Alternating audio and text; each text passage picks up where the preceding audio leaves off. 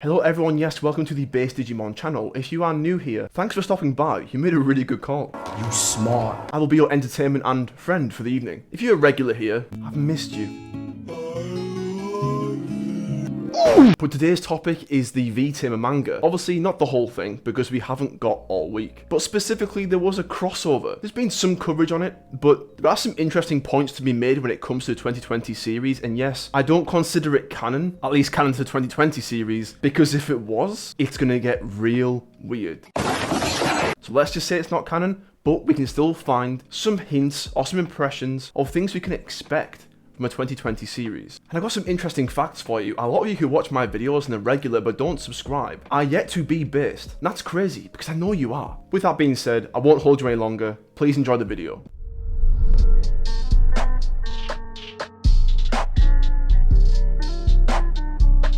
And yeah, look, I know, I'm a little bit late to this. I know. But the 2020 reboot has progressed quite a lot since then, and we're very much nearing the end of the series. So it would be interesting to see in this crossover, does anything relate to the actual 2020 reboot? I think this crossover is one of the coolest ideas to ever grace Digimon. The Digimon manga for many years never really had the same amount of love as the anime did. The V-Tamer manga exists almost as a precursor to all things V-Pep. Many people have probably done coverage on the manga and things like retrospectives, reviews, but no one's really talked about the relation to the actual canon, and that's what we're doing today. Does this crossover make any calls, or is it purely promotional? So I wanted to cover the V-Tamer manga crossover because it's quirky and fun, and we do a lot of fun stuff. Stop the cap. And with V-Tamer being the OG, I wanted that representation on my channel, naturally. But again, we're going to move through this assuming that it isn't canon in relation to the 2020 series. You what? Baba Booey. It's more or less of any Easter eggs that we can gather from the crossover that we can speculate that will happen at the end of the 2020 series. That's the difference. Hey, there's a Baba Booey.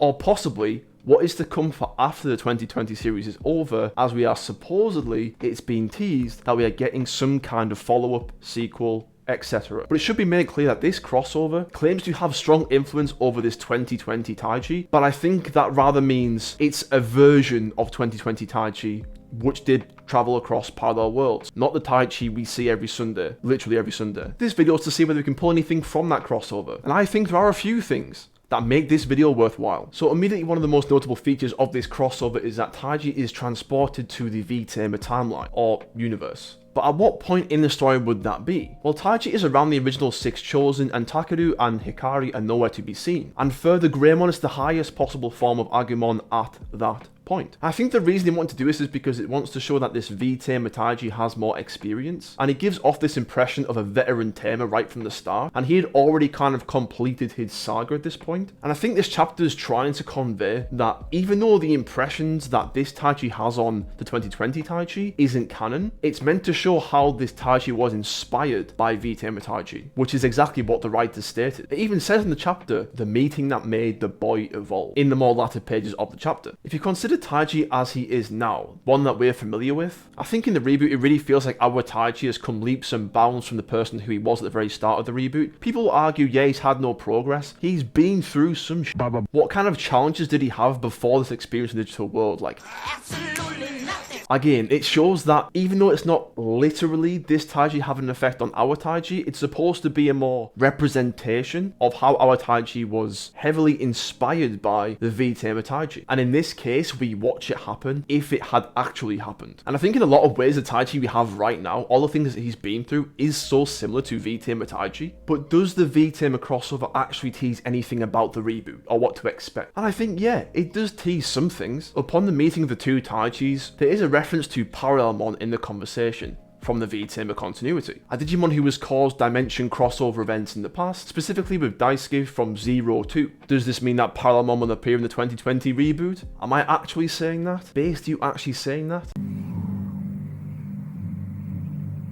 No. But we can't rule it out considering how they've been reinventing different Digimon the whole time. You know, Argomon, Nidhoggmon, Dark Knightmon, Millenniumon. They're either reinventing Digimon villains or bringing in Digimon villains that never had an anime debut, like ever. And all these Digimon are now getting love in the reboot. So really, it isn't the most impossible thing in the world. But considering what Parallelmon is and what it does, it kinda is hard to believe. I will give you that. Would it be favorable for the franchise moving forward having Parallelmon as the big bad at the end of the 2020 series? No.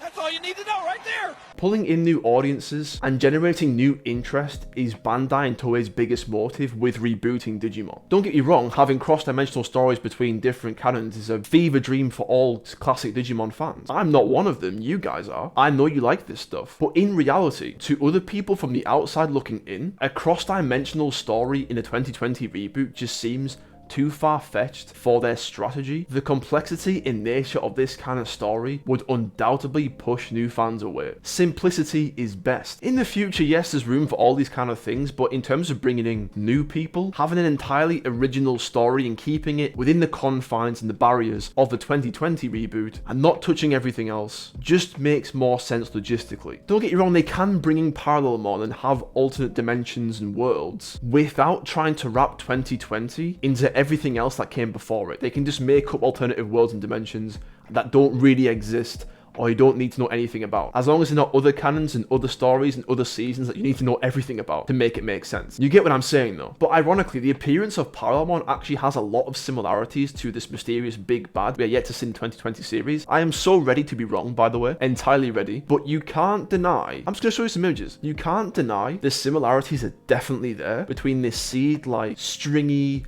eye-like being in this void. And then you look at Parallelmon, you think, you can kind of see where I'm coming from here. It's strikingly similar. And I think if you want to add more layers to it, the fact that Wisemon cannot trace the location of this mysterious villain makes me consider Parallelmon more as a candidate with this big black orb. Apparently Wisemon can't trace that. Surely he's aware of the network, etc, etc. You know, we know this black orb is in the network, but where is inside of that orb? It could be an entirely different pocket dimension, right? That would be fitting for Parallelmon. But yeah, Parallelmon, I think that idea for now is going to stay in the drafts. Maybe it's too complicated, but who knows what they do with it, if they do anything with it. But other than Parallelmon, is there anything else?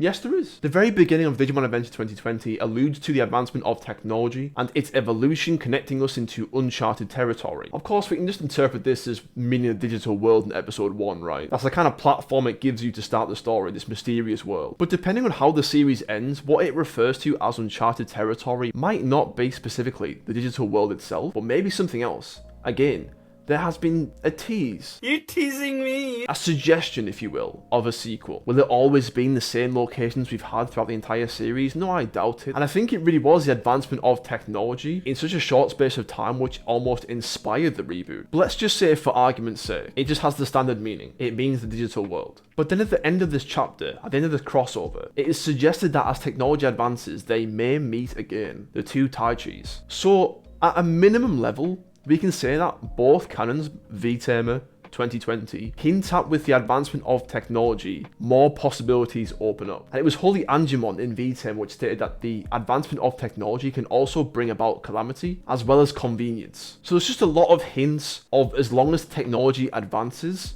there's uncharted territory, and there's always going to be room for more. You know, as much as technology and the advancement of technology is more convenient for humans, evil is finding it easier to manifest in a more technologically advanced world. Do you remember the days when we could just spam Diaboromon with emails to slow him down? Those were the days. It isn't just the Digimon that are evolving.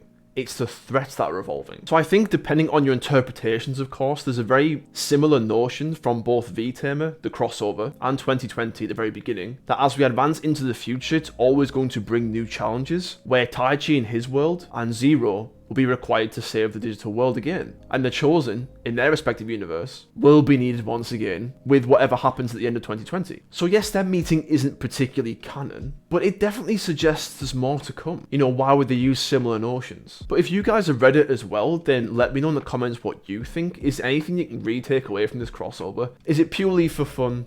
Is it purely promotional? Or did they leave breadcrumbs for us to find? But everyone, this has been Base Digimon. I hope you enjoyed today's video. Please like, comment and subscribe. I really enjoyed delving into the V-Tamer crossover. It's been really fun. The chapter was great. It was funny. There was some amazing shots. Of course, a lot of cool concepts teased. And I just thought this would be a really thought-provoking video for you all. And maybe you have some takeaway from this. Maybe there is a hint.